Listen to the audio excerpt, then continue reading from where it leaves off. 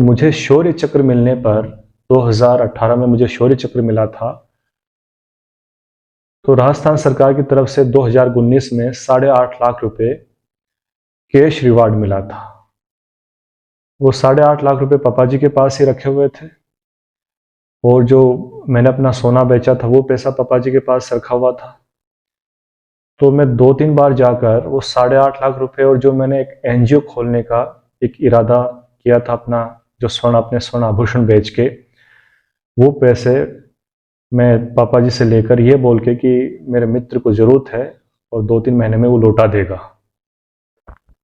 वो पैसे मैं वहाँ से लेके आया। लगभग 8.5 लाख और 6 लाख यानी कि लगभग 14.5 लाख रुपए मैंने किसान आंदोलन में बहादुरगढ़ टिकरी बॉर्डर में मैंने किसानों की सहायता करी। पिताजी को पता चला कि वो पैसे मैंने किसान आंदोलन में खर्च कर दिए। मुझसे बहुत ज़्यादा नाराज रहे, काफ़ी दिनों तक मुझसे बात नहीं करी। उनको यही डर था, यही चिंता सताती थी कि ये अपना जीवन बर्बादी की तरफ ले जा रहा है। 2020 में किसान आंदोलन शुरू हुआ। तो किसान आंदोलन में मैं टिकरी बॉर्डर पे बहादुरगढ़ में नवंबर 2020 से लेकर और जून 2021 तक डिप्लॉय रहा एज ए कंपनी कमांडर। ये वो देखिए,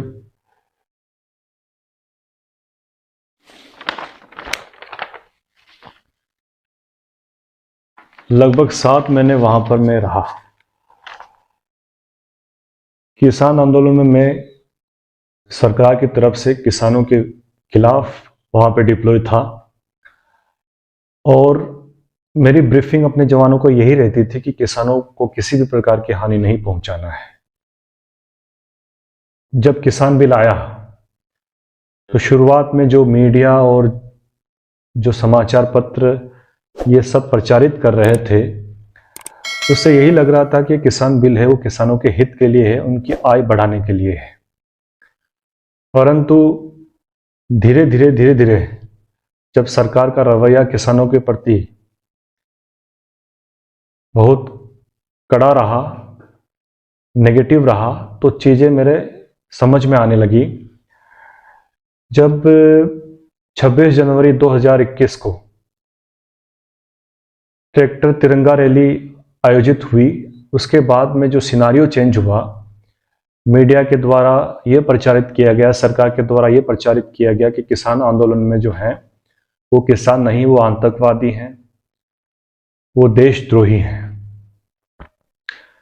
ये सब को सुनकर मेरे अंदर जिज्ञासा पैदा हुई कि मैं जानूं, मैं लोगों से बात करूं कि वास्तविक स्थिति क्या है। तो अपनी पहचान छुपाते हुए, क्योंकि मुझे भी डर था कि कहीं मैं आतंकवादी या मैं देशद्रोही न करा, इसलिए मैं शाम को खाना खाने के बाद में मेरे गेस्ट हाउस से, पीडब्ल्यूडी का गेस्ट हाउस था, वहाँ से मैं किसानों के टेंटों में जाता था, किसानों से मिलता था। एक आंदोलनकारी की हैसियत से ही मैं उनसे मिलता था। उनको मैंने यही बता रखा था कि मैं झुन्नू से किसान आंदोलन में आ रखा हूँ और यहाँ पर बहादुरगढ़ में मेरा कोई परिचित है, उसके पास में मैं रुका हुआ हूँ। तो उनके टेंटों में जाके देखता था कि भगत सिंह की रागनियाँ चल रही हैं, भगत सिंह, उधम सिंह की फोटो लगी हुई है, उनकी पिक्चर्स लगी हुई हैं। 1971 और करगिल युद्ध के जो सैनिक जिन्होंने अपने हाथ गंवा दिए, किसी ने अपनी आंख गंवा रखी थी, वो सैनिक उस आंदोलन में आ रखे थे। तब से मेरी सोच परिवर्तित होना शुरू हुई। जिस किसान बिल को मैं शुरू में किसानों के हित के लिए मानता था, धीरे धीरे मेरे समझ में आ रही थी कि वो किसानों के हित के लिए नहीं है, वो किसानों के खिलाफ है। मेरा एक मित्र है, मेरा बैचमेट भी है, राजविंदर सिंह बराड़। वो उसने 3.5 साल मेरे साथ यूनिट में भी काम किया जब हम कोबरा में साथ थे। वो मुक्तसर का रहने वाला है, पंजाब का। उसने मुझे, मैं लगातार उससे फ़ोन पे बात करता था, उससे स्थिति का पता करता था कि वास्तविक स्थिति क्या है, पंजाब में क्या है, हरियाणा में क्या है, राजस्थान में क्या है, देश के अन्य हिस्सों में क्या है।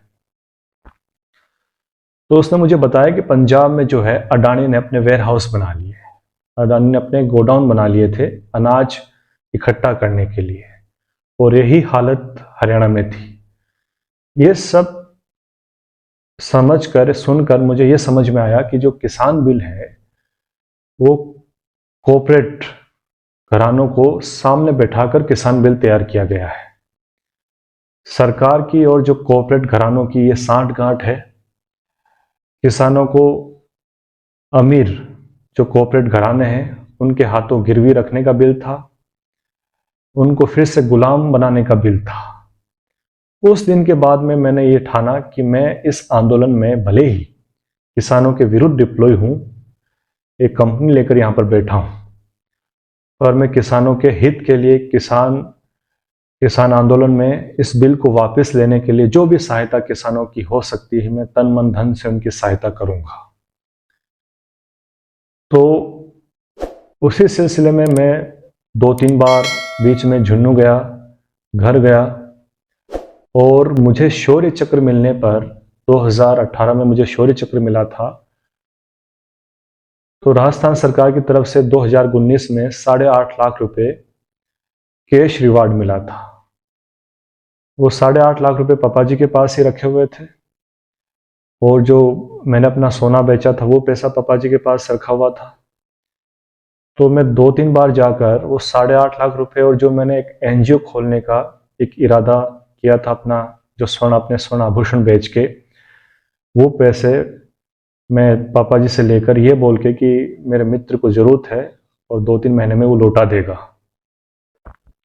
वो पैसे मैं वहां से लेके आया। लगभग 8.5 लाख और 6 लाख, यानी कि लगभग 14.5 लाख रुपए मैंने किसान आंदोलन में बहादुरगढ़ टिकरी बॉर्डर में मैंने किसानों की सहायता करी, जिसे मैं सहायता भी नहीं मानता, मैंने कंट्रीब्यूट किया है, मैंने अपने दायित्व का निर्वहन किया है, क्योंकि मेरे अंदर भी एक किसान का खून है। मैं राशन खरीद के किसानों को बांटता था। काफ़ी सर्दी थी, रजाइयाँ लेके, गद्दे लेके किसानों को मैंने दिए। रोज़मर्रा के जो सामान, जो एक आवश्यकता होती, क्योंकि कोई आंदोलन जो होता है उसमें बहुत लॉजिस्टिक और बहुत रिसोर्स लगता है। हजारों लाखों किसान वहां पर एकत्रित थे और 1 साल तक वहां पर डटे रहे। मैंने अपनी संतुष्टि के लिए मैंने वो सहायता की, किसान आंदोलन में मैंने कंट्रीब्यूट किया अपना दायित्व समझते हुए। मैं जून 2021 में वहां से जयपुर आ गया। हमारा डिप्लॉयमेंट जून 2021 तक ही था। अब जब 1 साल बाद जब वो किसान बिल वापस हुआ तो मेरे दिल में बहुत बड़ी तसल्ली थी, एक बहुत सुकून था। मैं ये मानता हूं आज भी कि भले ही मैं किसान आंदोलन में किसानों के विरुद्ध डिप्लॉय था, उनके खिलाफ जो है मेरी तैनाती थी, परंतु मैं पूरी तरह से किसानों के लिए समर्पित था। यहाँ तक कि मेरे काफ़ी जो दोस्त हैं या मेरे जो जानने वाले हैं, वो वहाँ पर टिकरी बॉर्डर किसान आंदोलन में आते थे, तो मैंने उन्हें अपने बिस्तर पे सुलाया है। मैं खुद नीचे सोया हूँ। उस बिल के वापस होने के बाद मैं ये मानता हूँ कि भले ही तिनका भर ही सही, पर जब कभी बात चलेगी तो मेरे दिल में यही तसल्ली, यही आत्मसंतुष्टि मुझे रहेगी कि उस आंदोलन में किसान बिल को वापस करने के लिए किसान आंदोलन में मैं किसानों के साथ था।